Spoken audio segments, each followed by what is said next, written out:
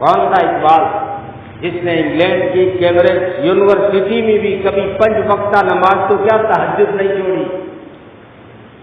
وہ اقبال جس نے ایرانی فلسفے کی اصلاح کی، وہ اقبال جو علماء کا قدردان تھا، وہ اقبال جنہوں نے علامہ انور شاہ کشمیری سے فیض حاصل کیا، وہ اقبال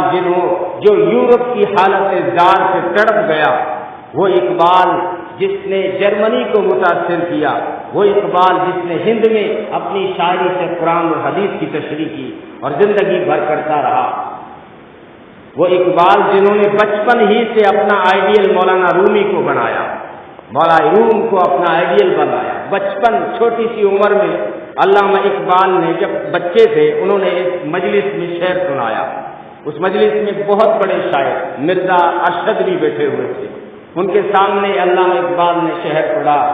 موتی سمجھ کر شان کریمی نے چن لیے وہ قطرے جو تھے میرے عرص انفال میں، تو جھوم اٹھا، وہ مرزا ارشد جھوم اٹھا، کہنے لگا صاحبزادے میاں سبحان اللہ، اتنی سی عمر اور یہ شعر،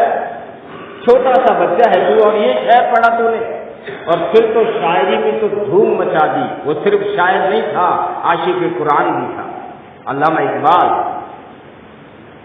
وہ انگلینڈ یونیورسٹی میں بھی تہجد نہیں چھوٹی اس کی، کتنا اس کے پاس تقویٰ ہوگا۔ تو اقبال کہتا ہے کہ وہ معزز تھے زمانے میں مسلمان ہو کر،